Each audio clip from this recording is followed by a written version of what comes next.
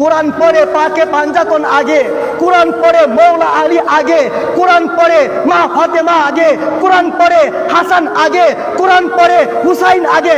কথা আমি বলি নাই, কথা বলেছেন রহমাতুল্লিল আলামিন। মুসনাদে ফেরদাউসের মধ্যে প্রথম খণ্ডের 65 নম্বর পৃষ্ঠা 24 নম্বর হাদিস।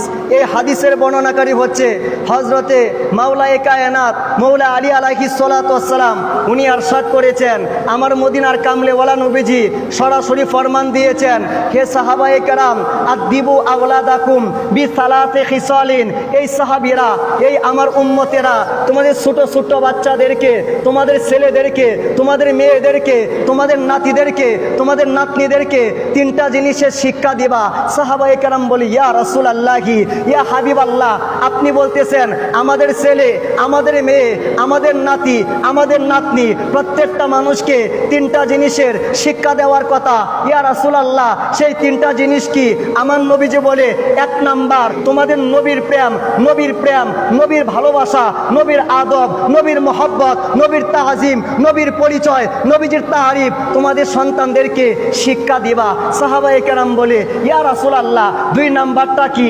আপনারা বলতে পারেন নবীর প্রেমের পরে কোরআনের প্রেম, কোরআনের মহব্বত, কোরআনের ভালোবাসা, কোরআনের তারিফ, কোরআনের পরিচয় শিক্ষা দেওয়ার কথা। কিন্তু আমার নবীজি বলেন, সাহাবীরা, আমি নবীর পরে কোরআনের জায়গা নয়, আমি নবীর পরে তোমাদের সন্তানকে কোরআন শিক্ষা দেওয়ার আগে, কোরআনের পরিচয় দেওয়ার আগে, কোরআনের তেলাওয়াত করানোর আগে তোমাদের সন্তানের কানে কানে আহলে বায়াতের মহব্বত, পাকে পাঞ্জাতনের মহব্বত, মৌলা আলীর মহব্বত, আমার হাসানের মহব্বত, আমার হুসাইনের মহব্বত, মা ফাতেমার মহব্বত, প্রত্যেকটা পাকে পাঞ্জাতনের সদস্যের মহব্বত তোমাদের সন্তানদেরকে শিক্ষা দেবা। জবান খুলে বলেন সুবহানাল্লাহ।